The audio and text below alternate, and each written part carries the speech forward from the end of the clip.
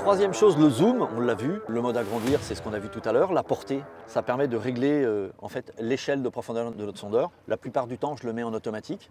Mais si parfois on perd le fond parce qu'on est passé dans une zone de turbulence, on a décroché parce qu'on a sauté une vague et que le sondeur met un petit peu de temps à reprendre sa profondeur, eh bien, on va estimer une profondeur. On va se dire, ben tiens, il y a 80 mètres de fond et on va mettre la portée, on va la mettre autour de 80 mètres de fond.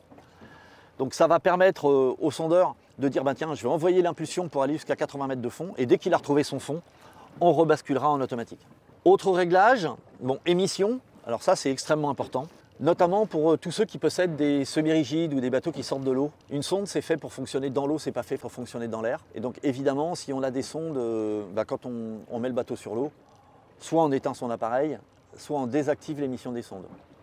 Donc on peut désactiver l'émission d'une sonde, donc là je vais désactiver ma sonde traditionnelle. Si on veut désactiver toutes les sondes, on appuie sur le bouton marche arrêt une fois. Je vais le faire, hop, marche arrêt une fois. Et il y a une petite icône, désactiver toutes les transmissions sondeurs. Là on est tranquille, c'est quelles que soient les sondes qui sont connectées à l'appareil, toutes vont être désactivées, elles vont cesser d'émettre, donc elles ne vont pas se détériorer quand elles seront à la surface.